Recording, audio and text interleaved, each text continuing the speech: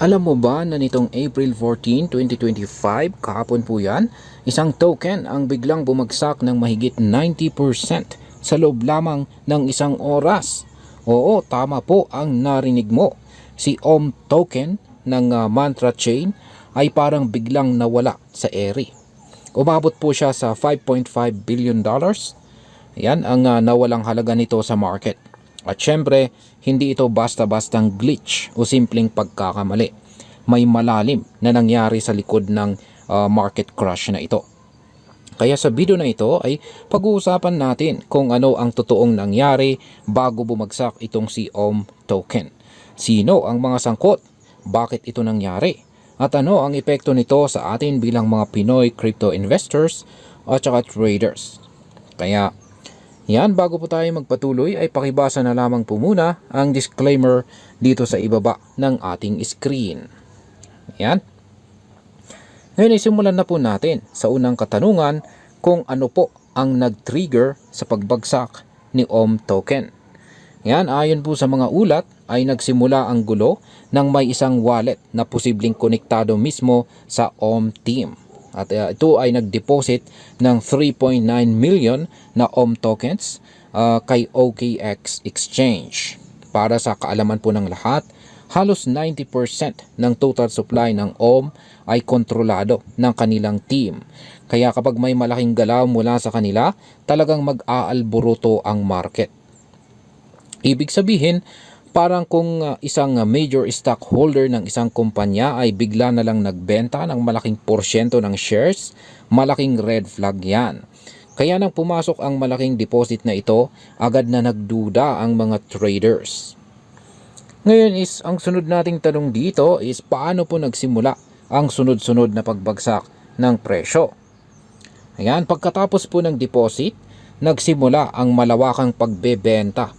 Ayon po sa mga crypto sleuths, malaki ang posibilidad na may mga naunang OTC o yan po yung tinatawag na over-the-counter deals na nangyari. Yan. At ang mga ito ay nasa 50% discount pa raw.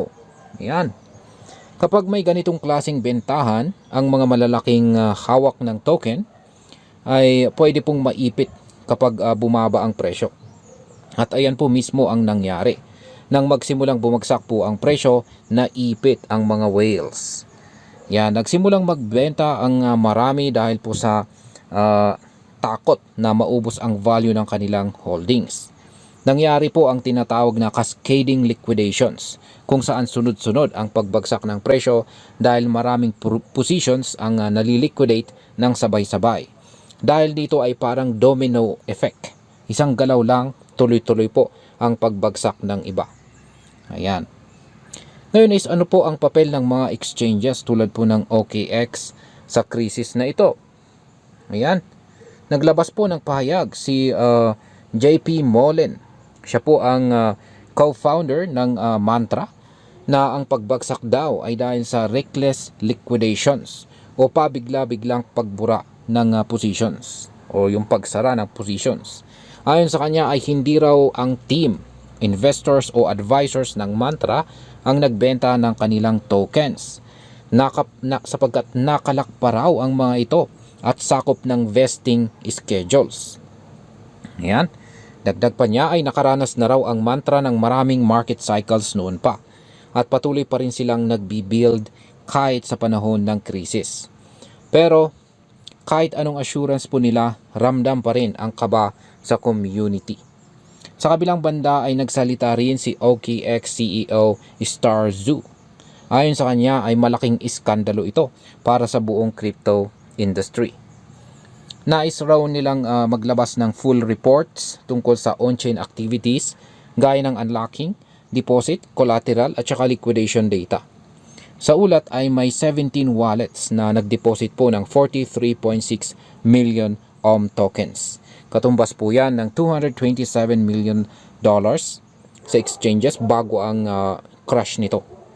Dalawa sa mga wallets na ito ay konektado pa raw sa Laser Digital, isa sa mga strategic investors ng Mantra. Ngayon is ano po ang naging reaksyon ng crypto community? Yan. Siyempre, hindi naging tahimik ang community. Yan. Sino ba naman ang magagawang manahimik na lamang dyan? Kahit nagsalita na ang mantra team na wala raw silang kasalanan, marami pa rin na-disappoint. Maraming investors ang nagtatanong, bakit walang early warning? Bakit ganun kabilis ang lahat? Yan. Si Zach XBT naman, yan, ay isang kilalang crypto investigator, ay nagsabi rin ng kanyang saloobin. Ayon sa kanya ay hindi raw sapat ang paliwanag ng mantra. Parang may kulang, parang may tinatago sila. Ang tanong po ng lahat, kung hindi kayo ang nagbenta, sino? Yan, sino nga ba? At bakit parang hindi nyo napigilan ang pagbagsak na ito? Ayan, may point nga naman ang community. Ngayon is ano po ang mga natutunan natin mula sa insidenteng ito? Ayan, una ay mahalaga pong bantayan natin ang token allocation ng isang project. Kapag masyadong centralized po kasi ang supply, ibig sabihin nito ay konting galaw lang mula sa iilang tao ay pwedeng bumaliktad ang buong market. Pangalawa ay ang OTC deals ay dapat iwasan kung walang transparency. Kapag may mga tokens na ibinebenta sa murang halaga at hindi alam ng public, nagkakaroon po ng unfair advantage ang ibang investors. At pangatlo, kahit pa may magandang vision ang isang project tulad ng mantra, trust at saka transparency pa rin po ang pinakamahalaga. Hindi po sapat na maganda ang narrative. Kailangan po ay klaro rin ang galawan ng tokens, lalo na kapag bear market.